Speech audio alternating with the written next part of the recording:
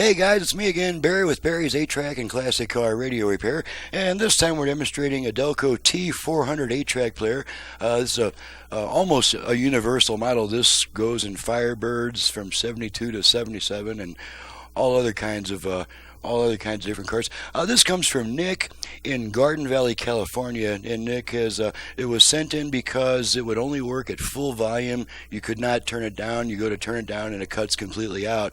That's usually a broken volume control, so I've got that fixed. And then customer was going to send in his radio just to have an aux input added, and I told him, we can just add an aux input to the 8-track player. All we got to do is put a switch in there to kill the motor, and then to power up the amplifier, you just insert any tape, switch the motor off, and then whatever you've got plugged into the aux input will go through the 8-track, and we're going to demonstrate that too. So let's go ahead and pop in a tape first. Got some Neil Sedaka here.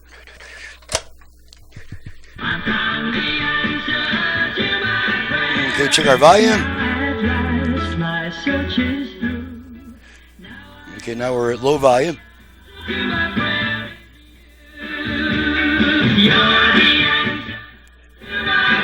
Okay, so we got nice smooth volume advance. Let's switch tracks a bunch of times.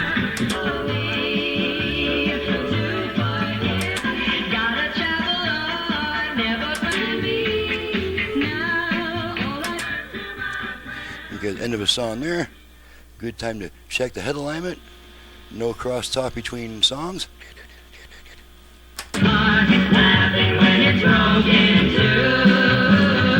we're probably coming up on an automatic track change.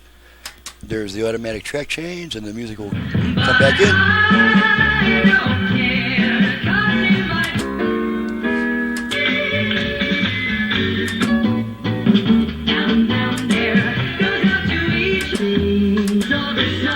And just a real quick check, make sure we got both speakers.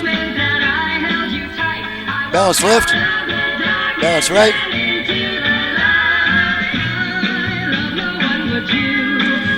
Alrighty, now let's check the aux input.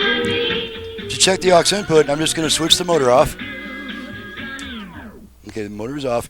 You have to have a tape inserted to power up the amplifiers, and we're just going to test and make sure that this passes a signal through the unit. I'm going to substitute for the aux source. I'm just going to feed a tone into both sides to make sure that we get that tone. There's our left side and our right side, and that is adjustable with the volume. So we'll turn the switch back on so we can hear the tape again. And that's it. And incidentally, when you pull a tape out, the unit is completely powered off, so you don't have to worry about the fact that I added a switch. All this does is kill the motor when you want to use the aux input. And otherwise, the unit will work just as it did originally. So, on that happy note, I'm out of here. Thank you very much, Nick, for your business from Garden Valley, California. Thank you guys for watching and listening, and we'll see you next time.